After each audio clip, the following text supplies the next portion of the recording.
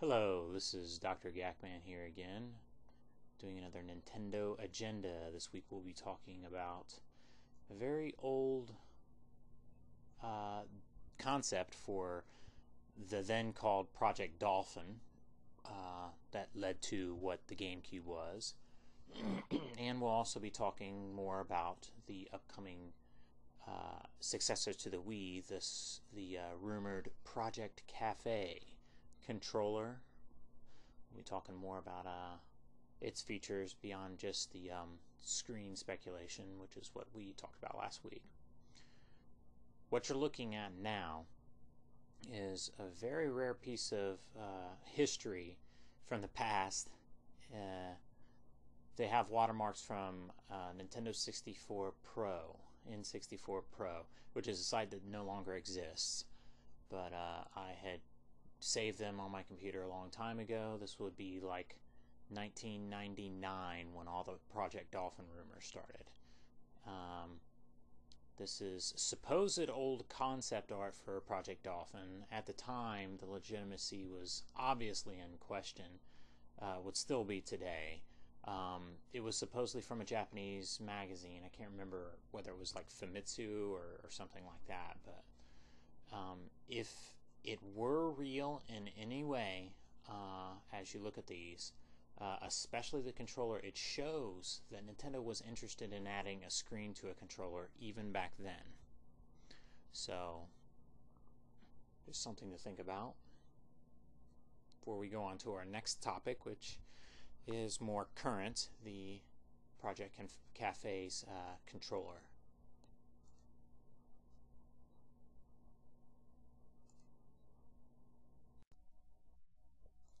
Okay, let's recap last week, or not last week, but my last Nintendo agenda. I'm going to be doing them more often than every week as we lead up to E3 because there's a lot of rumors flying around. Got to deal with all of them. Last time I talked about Project Cafe's controller, mainly the screen speculation, something that I didn't think of at the time or didn't write down when I was writing the little play-by-play for the last one was there was another benefit to having the screen stream the actual game image to the controller screen that you're holding in your hands. Like, say, for instance, I have a lot of people who say, well, my Wii's not even hooked up right now, or my system isn't hooked up right now. Well, it doesn't even need to be hooked up. You don't even need a television if it's got a viewing screen on the controller. All you'd have to do is plug it in, power it on, possibly even with the controller. It makes it a lot easier, together with all the other benefits that I listed last week. I really do think that it could be beneficial, especially for, a faster pace, lazier type person. Not to insult the people, but I know that I would find it a lot easier. And there's more to say about having a screen on there. What a 6-inch high-res screen on the controller won't be, though. According to most rumors, it won't be a Wiimote aspect ratio. It will be for streaming actual games to. So it'll be a TV-like aspect ratio, 16 by 9, and no, not vertically. Most rumors say it will not be multi-touch. It's cheaper not to go with multi-touch, and stylus control is much easier to implement with a single touch screen. Multi-touch kind of suggests touch only, Apple or tablet or smartphone type gaming, which Nintendo really isn't going for. At least going by their portables or anything else. Most rumors also say it'll have traditional sticks, triggers, buttons, which rules out Nintendo trying to replace buttons with some kind of expensive haptic feedback touchscreen. And some people going crazy by saying, with fingerprint scanning or finger tracking or things like that. They won't be going for that, I don't believe. Most rumors also say that the controller is not a self-contained portable that can run on its own.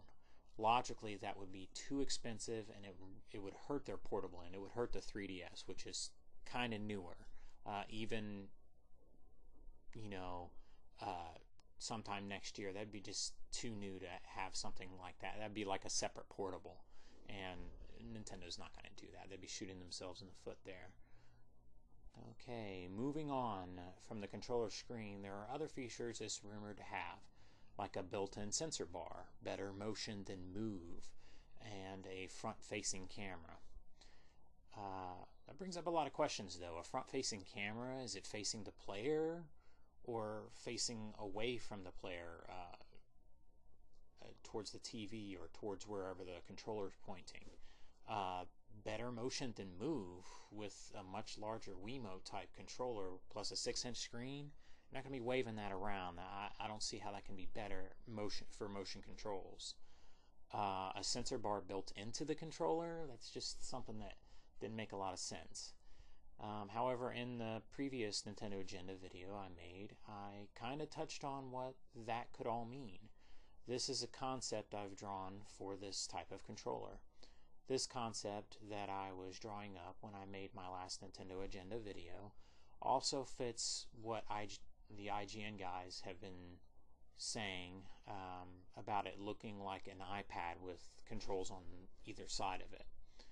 Of course, I think Nintendo will go with something that looks less, daunting than the way I'm drawing this out, or the way that other people have drawn it out when they've done concepts like this.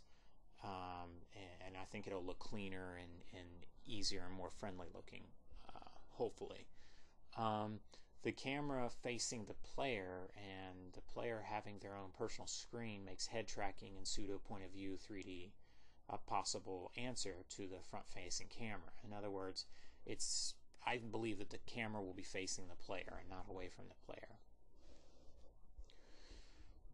In turn, when this controller is set up as a sensor bar for your TV, most likely while charging, you could use its camera for player tracking, for iToy/Kinect-like control, which could be where the better than PlayStation Move could be coming from. The quotes that are saying that, or one quote, I guess, that said that. Maybe the better than Move isn't in reference specifically to the controller with a screen, but rather the system overall. A charging cradle would be ideal for a controller that can wirelessly receive streams of games onto its 6-inch screen. I mean, you should have a charging cradle for something like that, and why not, while it's charging and you're using a different set of controls, why not have its camera be the sensor bar, Now, it could be that the camera is outward facing for 3DS augmented reality type games, but I really think Nintendo will want that to be a 3DS unique feature.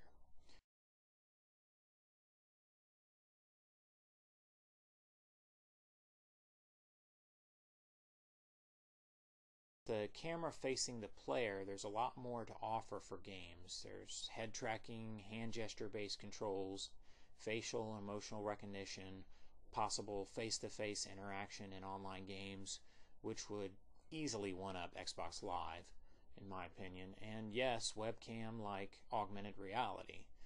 The possibilities are really great with a camera aimed point blank at the player's face.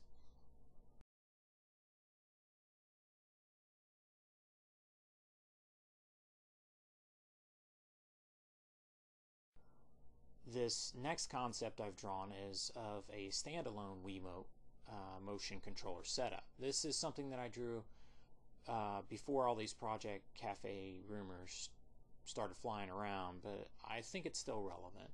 It features everything the current Wiimote / nunchuck setup has, complete with a built-in rubber jacket with grips in a bone shape for the Wiimote side, wireless and rumble added to the nunchuck side, rechargeable batteries for both, 4 face buttons and possible shoulder buttons, an even larger A button with a small VMU-like screen built into it. I also thought it would be possible for this button to have advanced haptic feedback, as well as other features which really are kind of moot at this point to talk about, since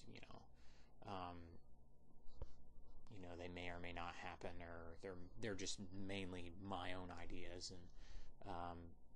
And you can also see that that they can attach to each other for like a classic controller type setup without a screen, of course, or without a giant screen, because it does have a little tiny screen inside the A button. But it would also be for easier recharging when you plug them both together, of course. It could be that Nintendo may just stay with the current Wiimote and Wiimotion Plus Wiimote and Nunchuck controllers for motion controls on the Wii successor, because they work, especially if this Project Cafe is backwards compatible with Wii, like some rumors suggest. That could go against the rumor of better motion controls than Move, unless I'm right about the whole camera sensor bar thing. If it can use the current Wii Motion Plus with its own motion-based games, then that may help players with swimming upstream, if I'm using Disruption or Blue Ocean strategy type speak. Swimming upstream in the transition to the Wii successor. For that matter, why not just use the 3DS as a basic Project Cafe controller as well, since it also has traditional controls, built-in touchscreen, and a camera. The tech AMD is using to stream wireless video that I had in my last Nintendo Agenda video can surely scale down to the 3DS's screen. However, this idea may not be possible if Project Cafe's controller features something else that's not on the 3DS, or if the visuals don't scale well enough to 3DS's screen or screens. In the end, I'm under the belief that there will be two setups. One setup for traditional type controls with a GCN-like button layout, like some rumors suggest, with a screen and a separate setup for motion type controls. Trying to combine both into one would be very difficult when it comes to practical ergonomics. And I tried drawing up three-piece type setups, as you can see here, with a nunchuck left, the screen in the center, and the Wiimote on the right, and couldn't deal with how to make it work due to button layouts, the expense of 3 separate batteries, charging systems and Bluetooth chips, charging and connecting, durability, and user complexity. It just didn't work, in my opinion. 3-piece type controller setup. Plus, what are you going to do with the center screen when it doesn't have things plugged into it? I mean, yeah, I guess you could use it as the sensor bar again, but it's going to be really flimsy and not really very durable, in my opinion, if they were to do it that way. Next time, we'll delve into other Nintendo and Project Cafe rumors as we approach Nintendo's next financial meeting, which is when they might tease something about their future and their upcoming E3, like they did with 3DS last year. Around this time of year last year, there was a sudden PR announcement. I think it was kind of funny. It was like right after Sony was starting to talk about 3D on the PlayStation 3, Nintendo comes out and says, "We're doing glassesless 3D with our next portable." And people knew that there was another portable coming, but they weren't expecting that. I think it threw everybody for a loop, and it's still kind of throwing everybody for a loop, even though it's already released. So they could do something like that again. IGN was saying that they were going to say something before the end of this month about whether they were going to, like, I hate to do that little joke, but it's an announcement of an announcement, But, they usually do talk about future plans in their financial reports. And that's coming up here pretty soon, so stay tuned.